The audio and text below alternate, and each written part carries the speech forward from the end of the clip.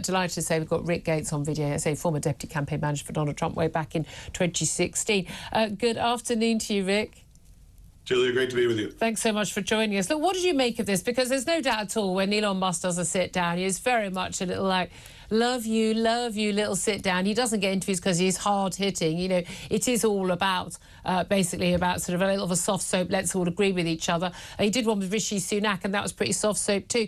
But there's no doubt at all that Elon Musk is making it very clear that his money, his power, his influence is absolutely behind Donald Trump, isn't it?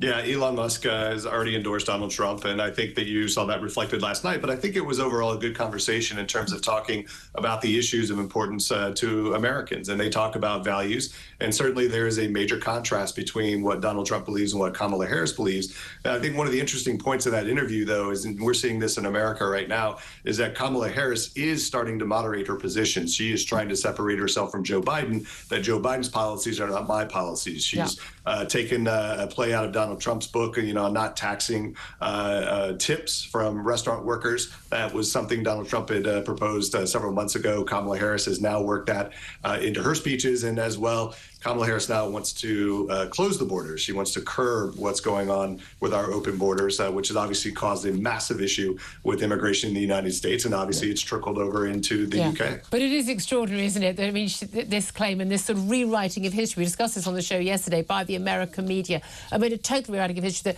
That no, Kamala Harris, no, absolutely, she has not. She wasn't the border czar. No, she never made those comments at all. She wasn't. I mean, she was a point.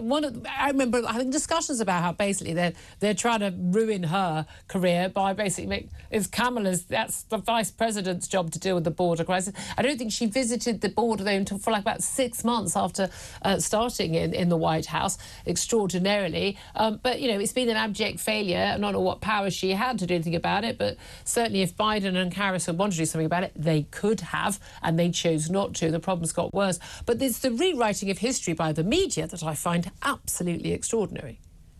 Yeah, what we're seeing is a war really against the left-wing media, the liberal media, as much as it is against Harris and Tim Walz. And they are covering for her. There was a recent cover of Time magazine that put her on just yesterday, and there's a glossy story that goes along with it. So you're seeing the media all in for Kamala Harris. And look, my hope is that the American people see that. You know, at the end of the day, each American voter needs to figure out the issues for themselves, what they believe, what they want for their future, for the country, and the kind of all this, you know, rhetoric back and forth between, you know, the two campaigns gets sorted. But there's clear delineation between the two candidates, between their visions and what they want for America. But we don't hear much about policy, do we? So I say it's trading of personal insults. And again, it's a bit rich for many on the Democrat side. So it's outrageous that Donald Trump calls her, she's crazy, she's a lunatic, she's a left radical. I mean, I think she had the second highest rating for sort of radical views and votes in Congress when she was in Congress. Some of her views actually are way, I mean, you know, the trans stuff, all that. She is way to the left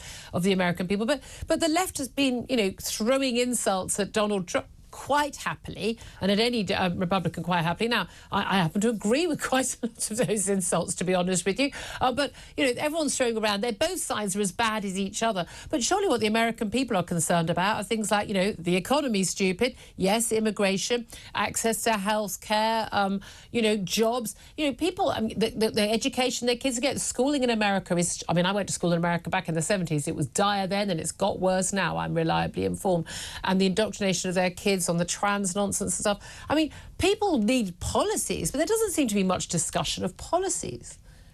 Yeah, when you look at the components that go into a presidential campaign, you kind of have all the above, right? You have that incendiary rhetoric, you have the politics, but you also have policies. And what you're seeing, you know, both with Kamala Harris and Donald Trump, is that they're working in the policies. Now, not a lot of people are focused on the policies right now. Usually what we say is like, don't even pay attention to the American political election until after Labor Day, which is the beginning of September for us, because everybody's still at summer. They're not really paying attention to it. But then when you hit that month in September, people then start focusing on it. And I think what you're going to see at that time is a pivotal shift to a lot of specific policies. They have at least one, maybe more debates. You will see a lot lot of policy discussion in those debates. So it's coming. It's slow, no question. There's much more interest in the personal attacks than there is policy right now. Yeah. But you're absolutely right. At the end of the day, and not only a policy, but the number one policy issue, of course, will be economy. It always is, always has been in American politics. And always will be. But again, and the immigrant issue does tie into that. I mean, you know, people need to afford, you know, housing and things like that. But let's come back to what was said in the interview, though, particularly obviously by Donald Trump. But talking about how, you know, Kamala is a radical left lunatic, but also how, you know, she's incompetent, she's as bad as Biden, he says, in a different way. But he also says that there was a coup against an American president to oust Biden. Now, he kept saying he was incompetent, he couldn't run.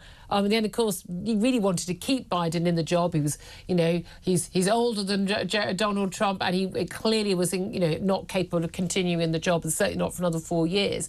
Kind of, you know, be careful what you wish for. But I have to say, I was certainly of the view that, yeah, it was to a certain extent a coup. I mean, Joe Biden was very clear. He did not want to go. He said that categorically 2 days before he announced that he was going. Only God, you know, was going to oust him. By all accounts, he's currently sulking. He's giving statements basically saying, you know, that you know, he was forced out and Nancy Pelosi and others put on pressure. So Donald Trump was quite right there.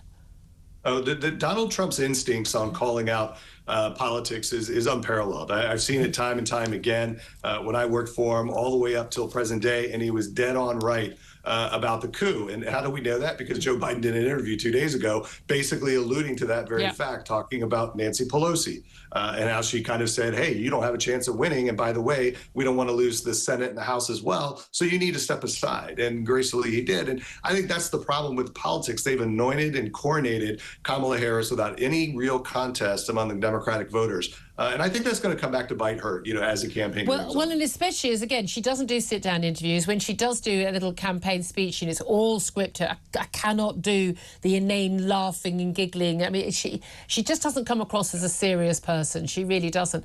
But she hasn't done a sit-down interview.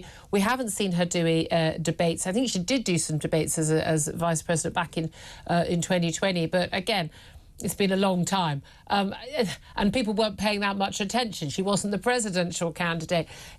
She is, I mean, she's not, shall we say, quick-witted and sharp on her feet. That would be a polite way of putting it.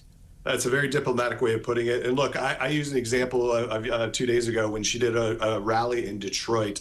It was the first time she spoke off the cuff a little bit, and she offended so many of her Democratic base. What did she say? This was mentioned yesterday. What did she actually say? Yeah. So there were protesters there from the Arab Americans, you know, and they were progressive, obviously protesting the Biden-Harris policy position on Israel and Gaza. And instead of, you know, kind of opening the door for that conversation and saying, hey, look, I hear you. We need to talk about that. It's an important issue. She said, hey, look, if you don't like what I have to say, then go vote for Donald Trump. You know, listen to him.